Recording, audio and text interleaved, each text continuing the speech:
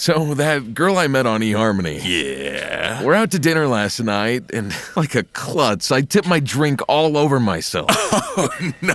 And it's all down my shirt. A horrible stain. So embarrassing. And you'll never guess. What? She smiles, picks up her drink, spills it all over her top. So now we're... No way. Amazing, right? At eHarmony, you'll find someone you can be yourself with. Get who gets you on eHarmony. Sign up for eHarmony today. Finding someone that understands you is hard because you're human, and there's a lot of different humans out there. eHarmony helps you find someone you can be yourself with.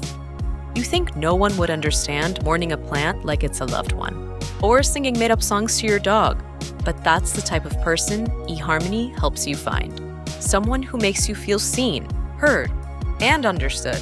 Get started today on eHarmony. Get who gets you.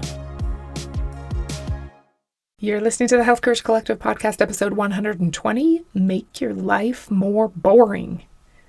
Today, we're going to talk about something that I think is pretty hugely important to your ability to create the life that you want as you get older. Tolerating and even embracing boredom can improve your ability to be more insightful, more helpful, more creative, and more empathetic. Welcome to the Health Courage Collective podcast, the show for women who are too busy to slog through hours of generalized, inapplicable, and often contradictory health information, but too smart to ignore that a few minutes of focused attention now can prevent years of suffering in the future. I'm your host, Christina Hackett, a pharmacist who doesn't want you to live on prescriptions, a certified coach specifically trained to maximize your potential, and a compulsive learner obsessed with preventative, cutting-edge, holistic, and integrative medicine. I'm on a mission to increase your physical and mental resilience so you can fearlessly look forward to your next 40-plus limitless years. Your time is now. Let's go. Hi, my friend. Welcome to another weekly episode. How are you doing? I hope you are so great and that feeling strong and confident and that you're creating a future that you are excited about. How's your fructose consumption? I hope that knowledge is power in regards to fructose, what it is, where you get it from, and how to protect your brain and your liver from it.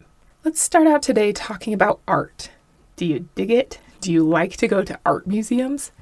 I do, but I have no visual art talent to speak of, so I recognize that I don't appreciate how hard it is to make great paintings, drawings, or sculptures because I'm about on par with kindergartners in my artistic abilities. But I still appreciate that there are people who are more talented and creative than I am by orders of magnitude. How long do you think you spend looking at each piece of art in an art gallery?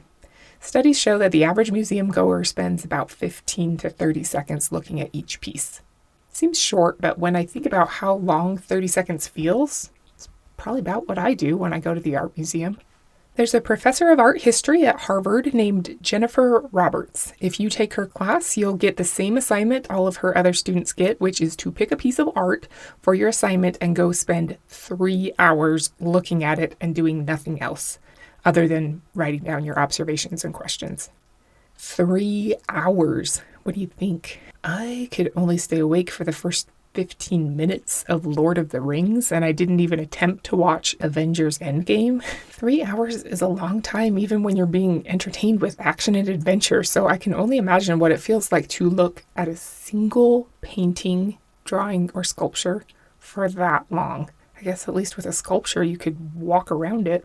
Jennifer's students always tell her that they were skeptical at first, but completely amazed at how much more they were able to experience by looking at something for 3 hours. Not just that they wrote down more observations, but that they literally started to see things that weren't there to them at only the 20 or 90-minute mark.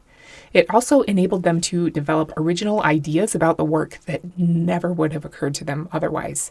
She says that just because you have looked at something doesn't mean you have seen it. Patterson Williams said that the primary aim of museum education must be to bring together people and objects, not people and information about objects. Your experience of being given information is different than your experience of seeing, reacting to, and thinking about an object. I've never really thought about this before, but as a society, we very much value the delivery of information over our felt experience, which can be different for different people. One museum docent said that this slow-looking experience of museum objects allows you to avoid hasty interpretations, see both the whole picture and the parts you would ordinarily have missed, encourages the use of other creative skills like descriptive language, is a way of involving a whole group of people in a discussion, and that those discussions result in richer connections among the people. That's a lot more than you get by having information delivered to you. As you think about what you want your life to be like in 20 or 30 years, or what you want to look back on with pride when you're on your deathbed, what do you see? What matters most to you? What do you need to be able to create that one wild and precious life that you envision? Is it efficient reception of more and more information? Data and facts are great. I love them. They're important. I even love that we can pipe in information into our ears when we're walking, driving, cooking, cleaning, shopping, gardening, and waiting in line. And we can do it at 2 times speed, so we get twice as much. It's great. But while it's the most efficient, is it truly the best use of our time? Modern-day Stoic Ryan Holiday says, "How different would the world look if people spent as much time listening to their conscience as they did to chattering broadcasts? If they could respond to the calls of their convictions as quickly as we answer the dings and rings of technology in our pockets? All this noise, all this information, all these inputs. We are afraid of the silence. We are afraid of looking stupid. We're afraid of missing out. We are afraid of being the bad guy who says, nope, not interested. We'd rather make ourselves miserable than make ourselves a priority, than be our best selves, than be still and in charge of our own information diet." End quote. What do you think? In order to create a life in which you're capable of living and giving more as you get older, would you rather make yourself miserable than make yourself a priority? Because you're afraid of silence? Afraid of looking stupid or missing out? Jennifer Roberts' Harvard students prove to us year after year that embracing the discomfort of cutting off inputs for a greater amount of time than we think we can handle leads to an experience. Seeing more, understanding more, coming up with new ideas that would not have been possible otherwise. Generally, as things become rare, they become more valuable. Gold, diamonds, toilet paper, and hand sanitizer at times. I think your future as a 60, 70, or 80-year-old will provide more of the value you hope to impart to the world if you have access to more metaphorical gold, diamonds, or Beanie Babies. Remember those? One of the most valuable and rare commodities in our current culture is becoming rarer and rarer. It's the ability to do deep work and make unique connections. And if you can cultivate that skill, you'll be one of only few, and you'll thrive. AI can't duplicate the results of activities performed by humans in a state of distraction-free concentration that pushes cognitive abilities.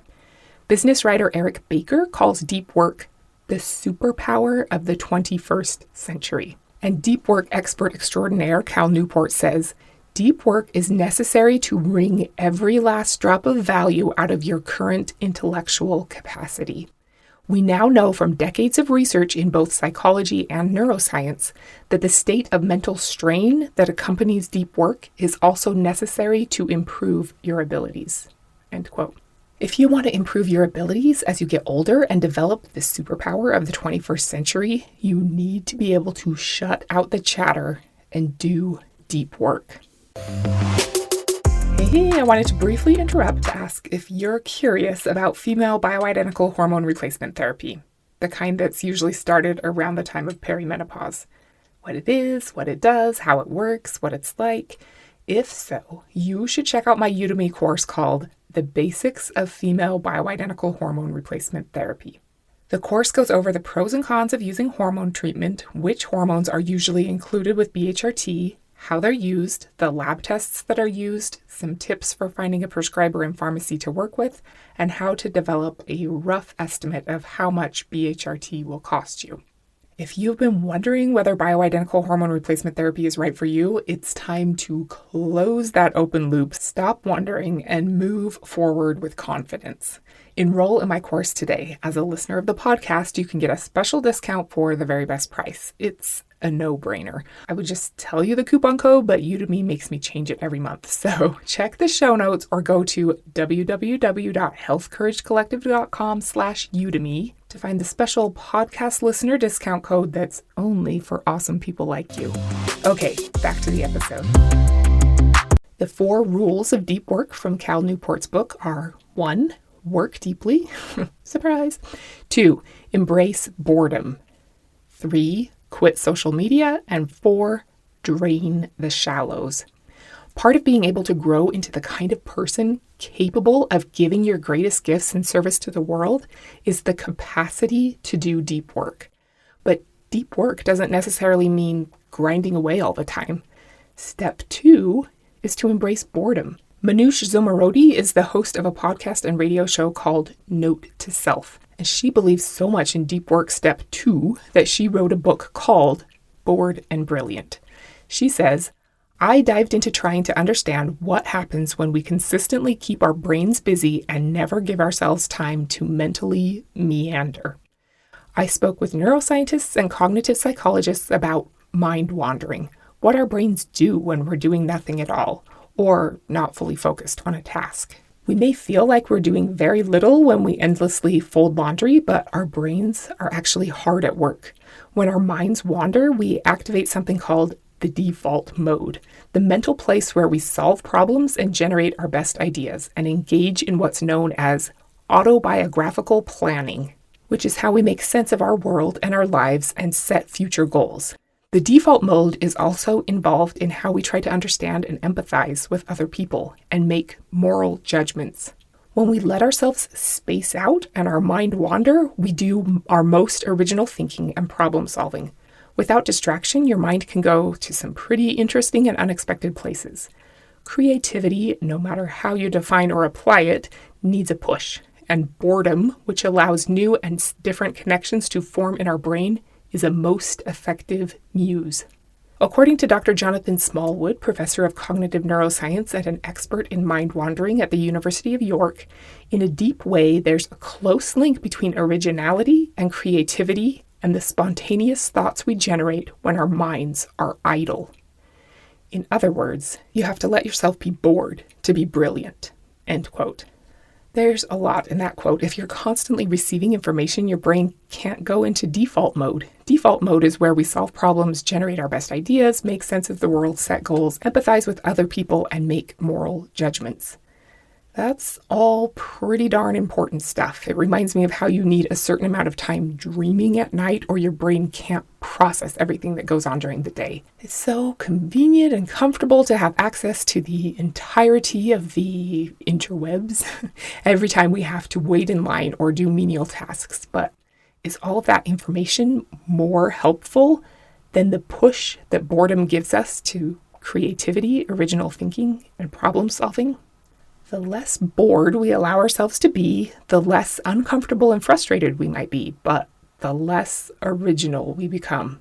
The less we surprise ourselves with unexpected solutions, desires, and potential pathways.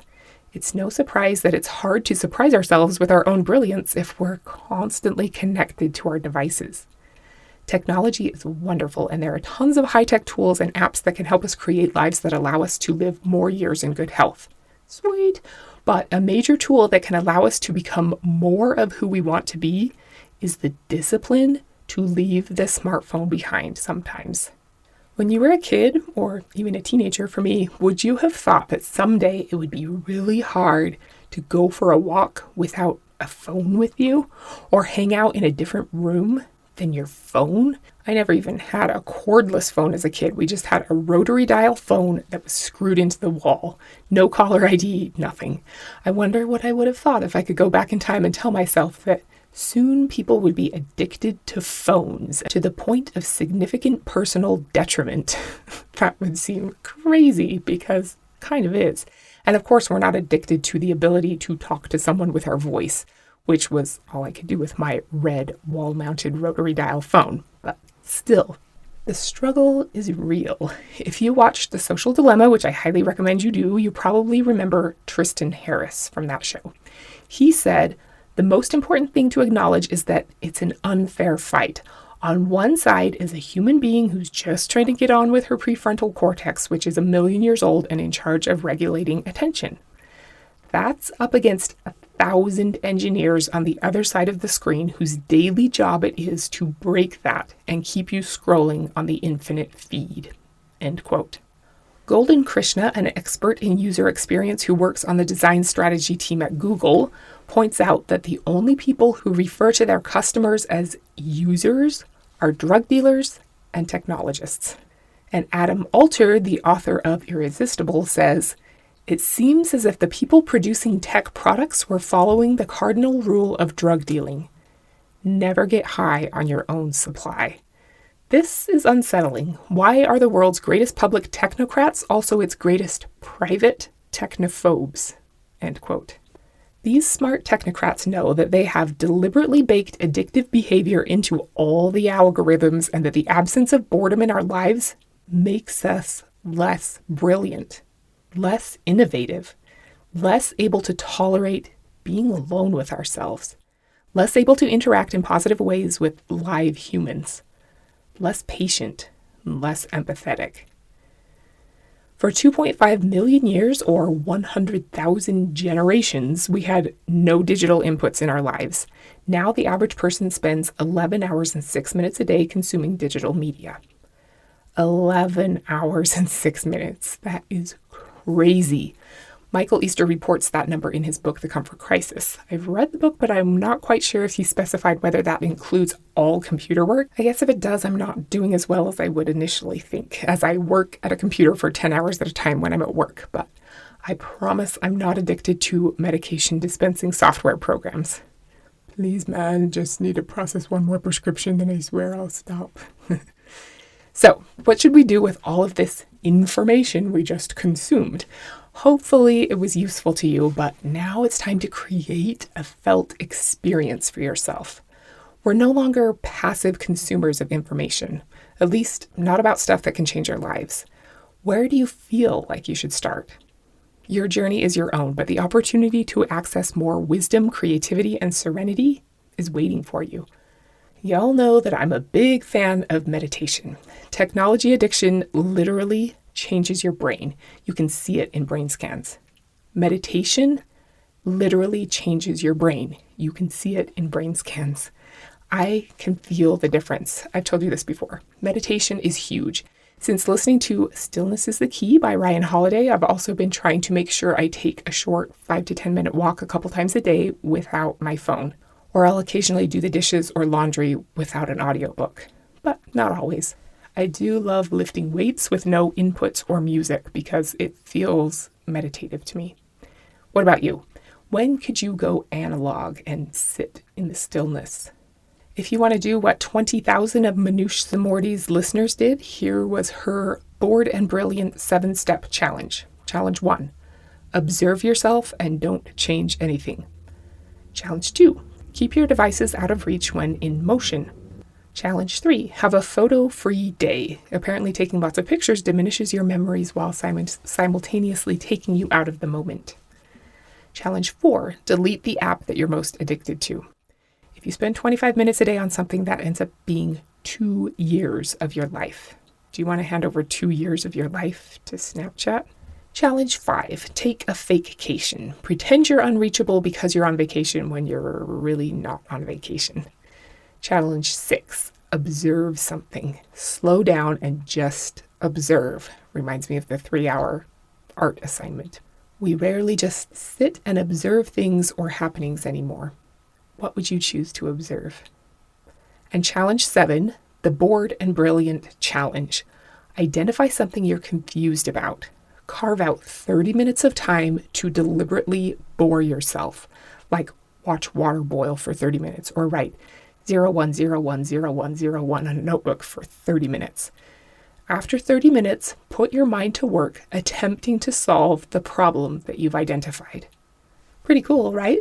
My family and I recently went camping, and I think the whole camping experience is so good for this, but especially just sitting in the darkness watching the fire for long periods of time.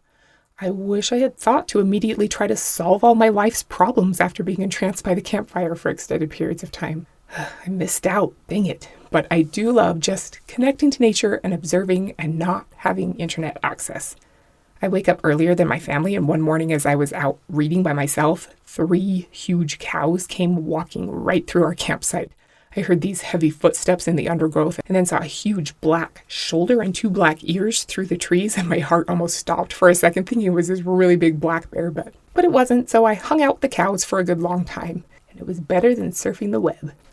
Nicholas Carr, who wrote the book The Shallows, which is about the internet's effects on our brains, says, "A series of psychological studies over the past 20 years has revealed that after spending time in a quiet rural setting close to nature, people exhibit greater attentiveness, stronger memory, and generally improved cognition.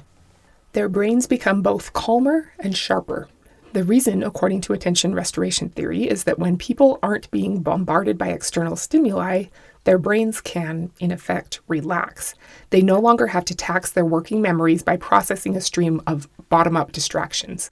The resulting state of contemplativeness strengthens their ability to control their mind." End quote. How is your ability to control your mind?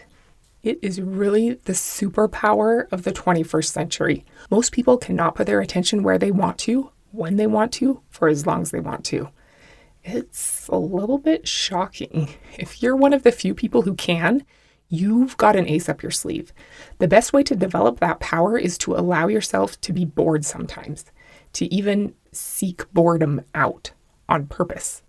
"Oh, hello, boredom. I've been hoping you'd show up. Let's sit together and see what happens." When can you envision this happening in your life? Waiting in line, doing menial household chores like scrubbing the sink or unloading groceries, going for an input-free walk, meditating? I know a lot of people say that they get their best ideas in the shower, and I think this has a lot to do with it. I also find that I like my life a lot more when I don't have a device in my room before bed and I just have some time to quietly read an actual paper book. My brain feels way more relaxed when I close my eyes, even over watching like an instructional video. It's crazy. Definitely better than watching a highly emotional or action-packed TV show, or playing the comparison game of scrolling social media. One of the main points of the book, The Shallows, is that the reason why the internet changes the way our brains work is because it forcefully seizes our attention only to scatter it. It's both irresistibly engrossing and the reason why we have the attention span of a goldfish. We can never fixate on anything long enough to go deep. We're constantly jet skiing over information, looking for more and more and more shiny objects instead of scuba diving into something meaningful or fulfilling. It makes me think of all the so-called content creators who generate everything via AI just for the sake of more information, more dings and pings and clickbait that leads nowhere. It's okay because that's all people really want is more. Or they think they want, but their brains desperately want a chance to relax and lean into something for a while, to go deep and then space out. If you want to create a life where as the years pass, you're able to be more creative, more empathetic, more insightful, better able to solve problems and better able to help those who need you, you're going to need to hone your 21st century superpower. And the way to hone your attention span is to embrace boredom sometimes. Drain the shallows and get still. Get comfortable with the discomfort of emptiness and see what happens. Next week, we're going to talk about the first physical attribute you tend to lose as you age and what you can do about it. You actually start losing it in your 30s, which is crazy to me, but you can hang on to more of yours as you age, which will make your life more enjoyable. So be sure to tune in next week and we'll talk about how to do that. Until then, drain the shallows, wring every last drop of value out of your current intellectual capacity, and don't be normal. Thank you so much for tuning into the Health Courage Collective podcast. I am truly honored that you have paid me the enormous compliment of your time and attention. I would be so grateful if you would share this podcast with someone you know and subscribe so you never miss an episode. This podcast is for entertainment and information purposes only. Statements and views on this podcast are not medical advice. This podcast, including Christina Hackett and producers, disclaim responsibility for any possible adverse events by use of information contained herein. If you think you have a medical problem, consult a licensed physician.